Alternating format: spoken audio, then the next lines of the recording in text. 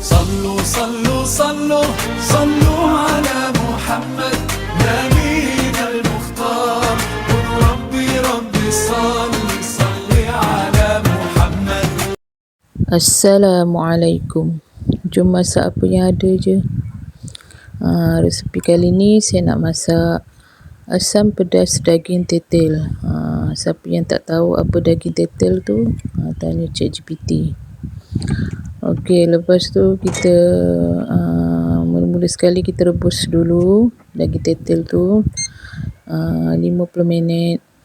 Kalau nak rebus biasa pun boleh, kena lama lah. Okey, lepas tu sementara nak bagi dia empuk tu, kita blender dulu bahan-bahan. Bubur bawang merah, bawang putih, belacan. Lepas tu bubur ladi hitam yang biji tau. Kalau nak bubur serbuk pun boleh. Jadi kita tak payah blend dah yang tu. Okey, lepas tu panaskan minyak. Masukkan bahan blender tadi. Lepas tu kita bubur cili kering, buat air sikit. Lepas tu bubur cili kering yang saya dah simpan stok lah. Nak bagi tahan lama cili kering tu, bubur cuka tau. Dia tak berkulat pun, elok je. Saya tak bubur dalam freezer pun, saya letak dalam peti biasa tu kan, yang kat bawah tu. Okey, lepas tu dah garing sikit, kita bubur sedikit kunyit serbuk bagi dia nampak warna dia cantik tau kalau kita bubur kunyit ni. Kita buburkan serai yang diketuk. Lepas tu bubur air rebusan dah macam kering sikit, bubur air rebusan daging. Kita kan dah tak masak sekali kan, kita kena gunalah air rebusan daging tu. Lepas tu buburlah daging tetel yang kita dah rebus tadi tu kan. Dah lembut dah ni. Lepas tu kacau-kacau bagi dah mendidih sikit. Bila kita bubur daun kesum dengan bunga kantan.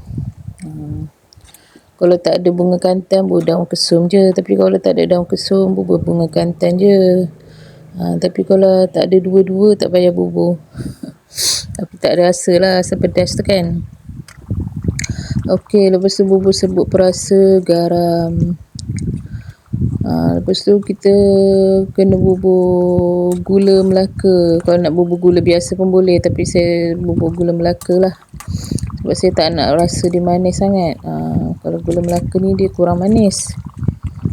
Okey, bubur gula Melaka sebiji je.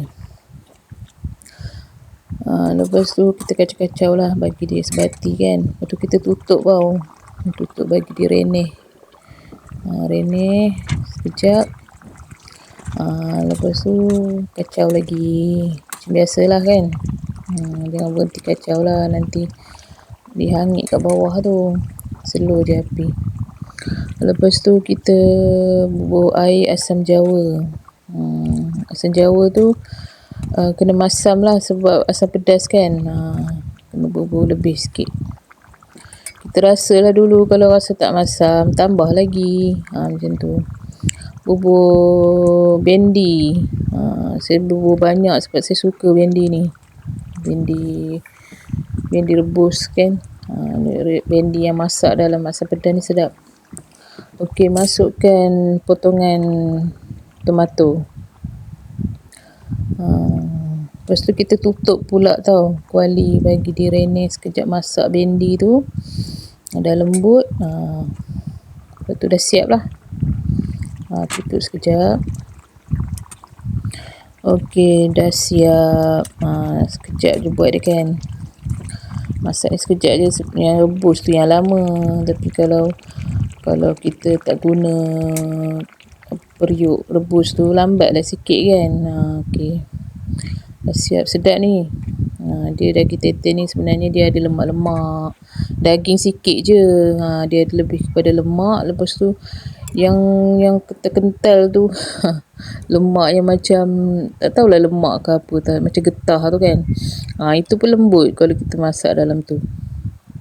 Okey, cuba tau, sedap ni.